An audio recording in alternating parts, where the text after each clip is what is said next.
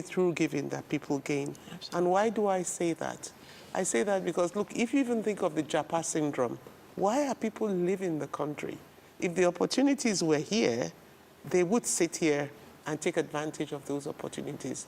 So, in effect, in a country where the spaces and opportunities are really shrinking, and the nature of our leadership class hasn't been one in which they have deliberately and intentionally taken on the challenge of making things happen in such a way that the spaces for engagement are opening, then it is easy to see why, for women who have always been a little bit behind in terms of the way society has socialized them into power and into relevance, that they themselves would probably be many steps behind in terms of taking advantage of the very limited spaces that exist. So I am of the opinion that the context in which we operate as Nigerians is a context that shrinks opportunities. It's a context that doesn't allow the notions of giving to grow, and therefore to grow into gains in the sense that we have not matched what women have done with what the society has given. And it's clear to see, the figures speak for themselves. Women have been at every ballot and voting season. They've run with the political parties. They have been part of the elections. They have been part of government in many ways. But look at the numbers. Look at the numbers in the executive. Look at the numbers in relevant agencies. Look at the numbers in the National Assembly, for example. And increasingly, the National Assembly is symptomatic of the bigger problem of our society. So I think we can very respectfully claim that we haven't seen sufficient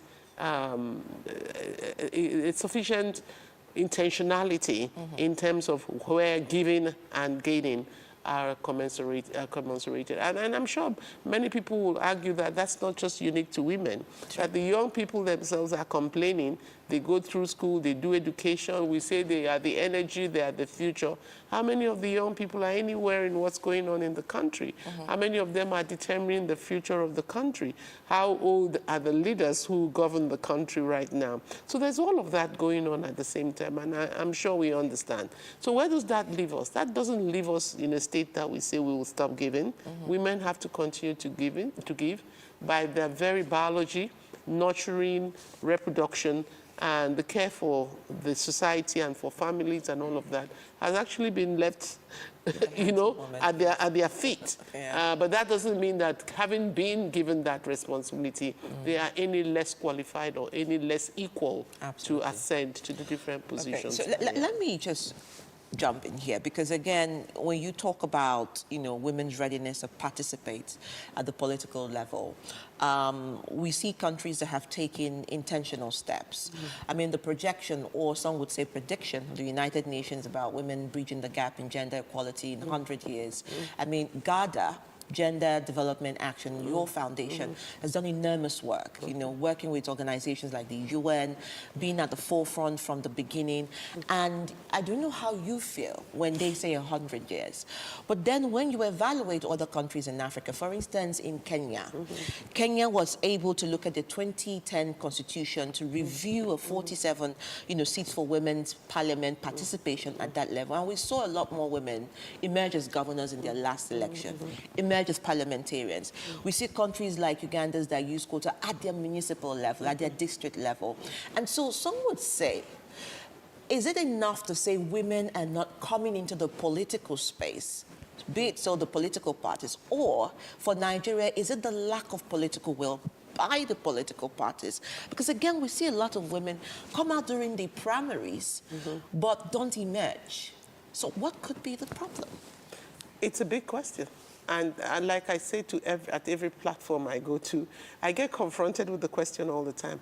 You Nigerian women are really powerful. How come you don't make it into the leadership of your country? That's a question which we all need to ask and answer, given the experiences that we're going through.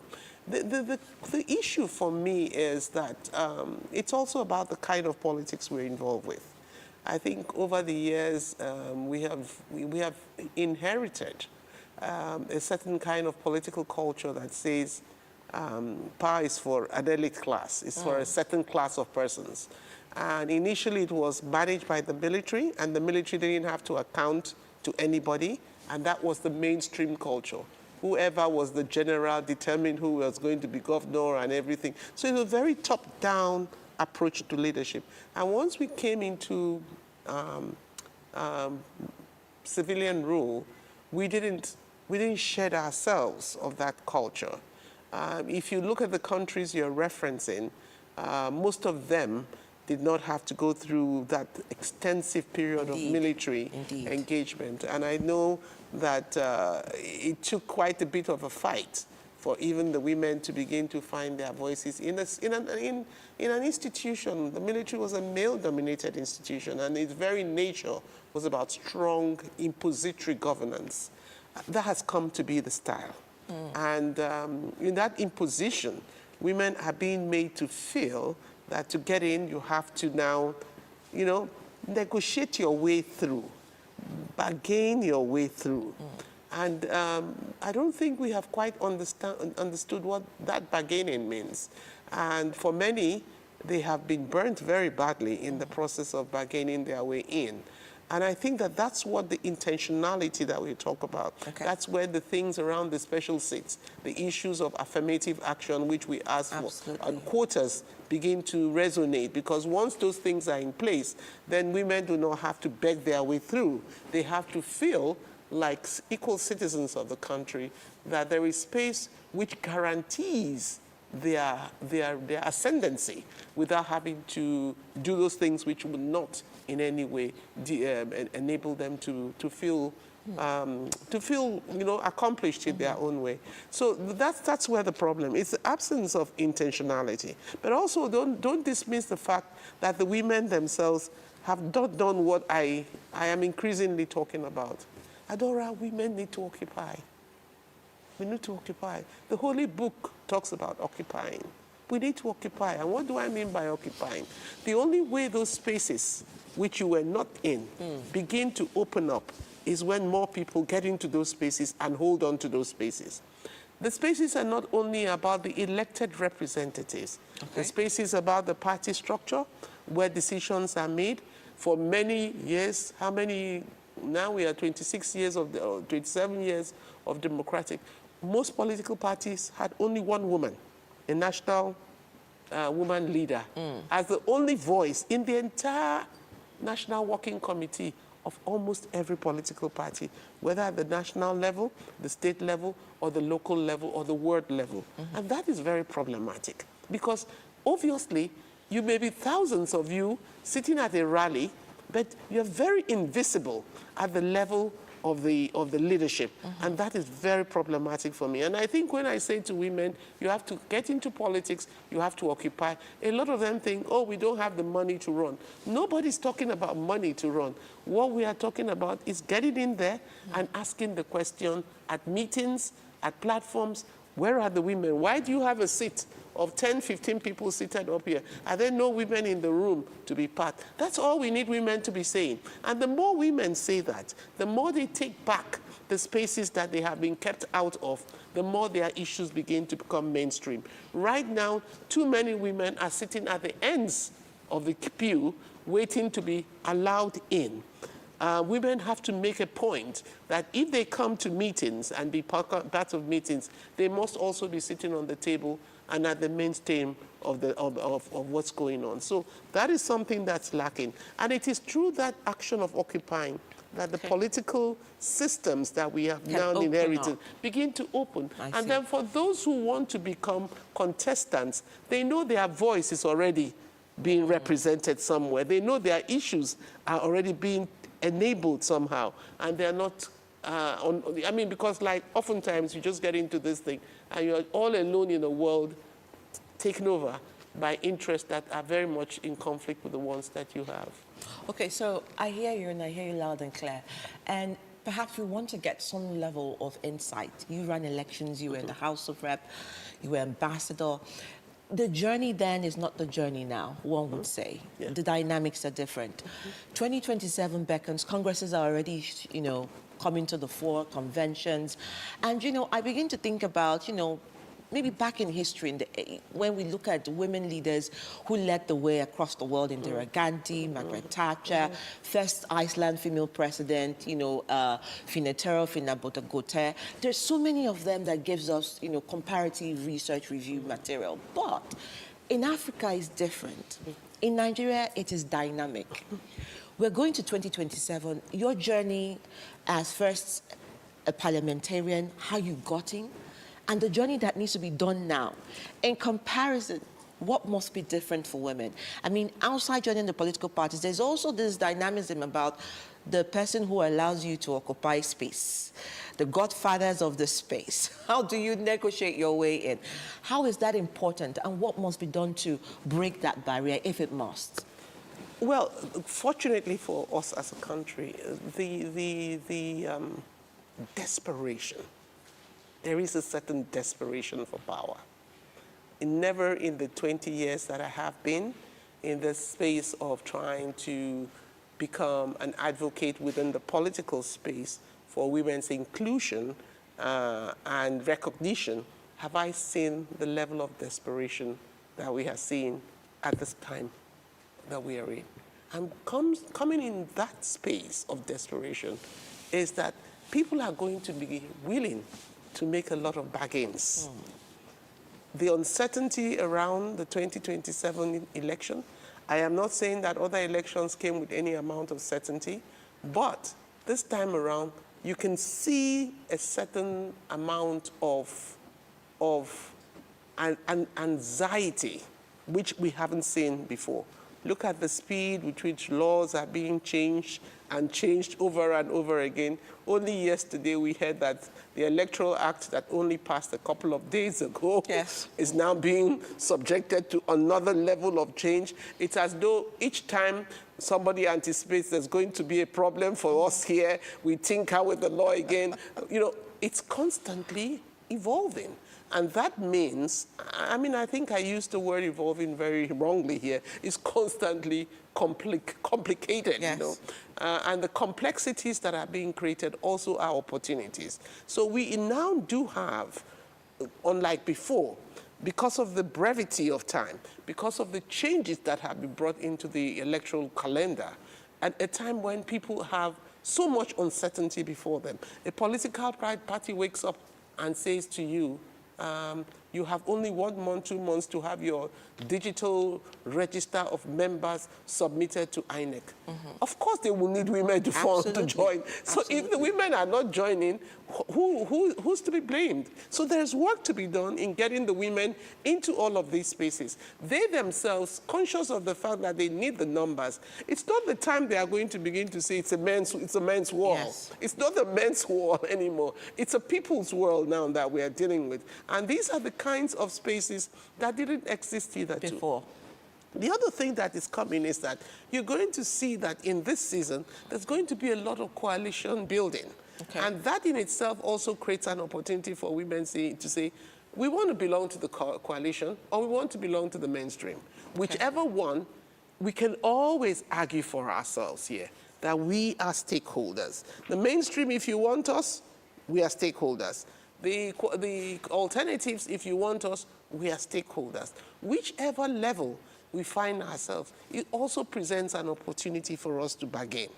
We mustn't wait until the legislation is in place before we start. Because as a matter of fact, if the law had even passed as was expected, we still need a lot of work to find the women who will go into those positions. It's not easy to wake up and say because you have identified numbers that the women will just roll into those positions. So as we wait for the laws to come to place, we must also be expanding and opening up those spaces and making those spaces work. So what am I saying, Adora? I'm saying intentionality on the women's movement side.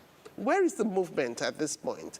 Oftentimes, the civil society movement and feminist movement have always equated themselves with the women's movement. There is also a movement of the political women's political movement, which must also own its own space and not get into a fight with whether they are feminist or non-feminist, whether they are NGOs or non-NGOs, but they represent the space which we need to take back. And I am increasingly of the opinion that we, as women who have been in this forefront, must now build that space and hold on to that space as we go forward. Thank you so much. I think that's the safe place, well, I say fantastic place to end it. And in the words of Erling Johnson Seller, former president of Liberia, she said, to girls and women everywhere, I issue a simple invitation. My sisters, my daughters, my friends, find your voice. And just like Ambassador has said, a coalition, get political presence, make your voices and demand heard within a network of politics, and that will amplify, expand, and build the consensus that women need. We cannot walk from outside, we can only walk from within. Thank you so much, and congratulations, 30 years together and running. Thank you so much. 30 more years in advance. Thank you, Great. thank you. All right, that's where we stop today, and like I always say, women rising, and that's how we rise. My name is Atora Sidney Jack. Thank you for joining us on Gender Agenda, and happy International Women's Day. Let's keep giving, because the gains are just around the corner. See you again.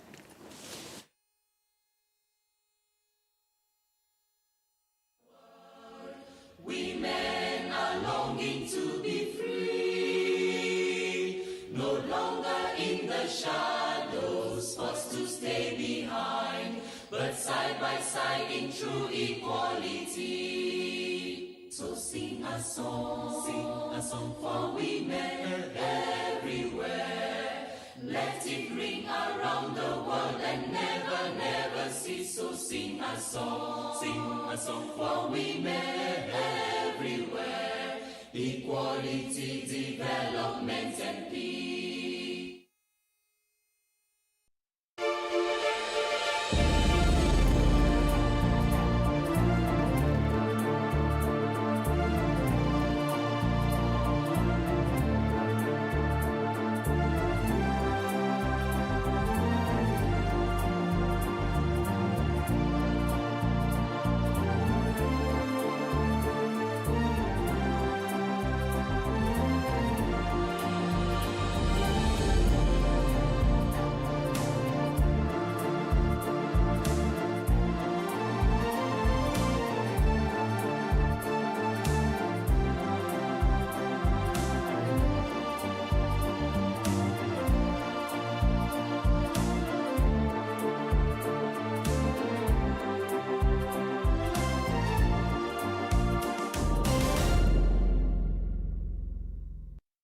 Healthy.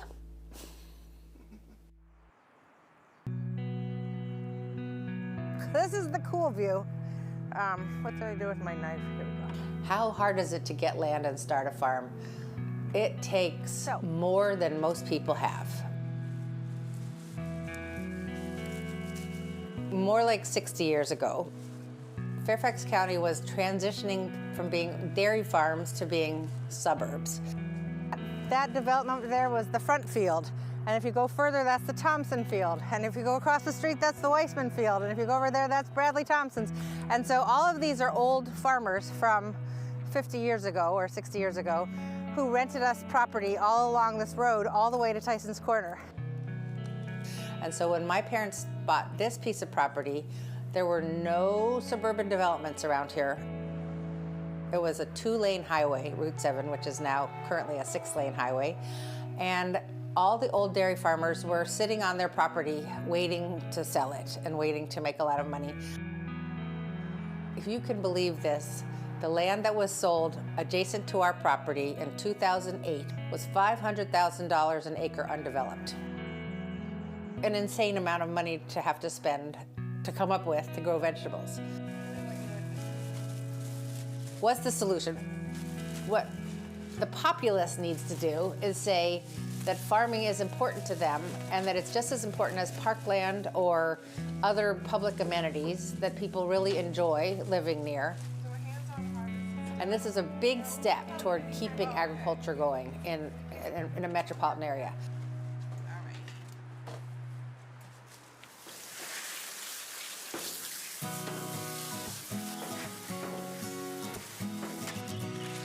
Farming basically means at the end of the year, hopefully you paid all your bills.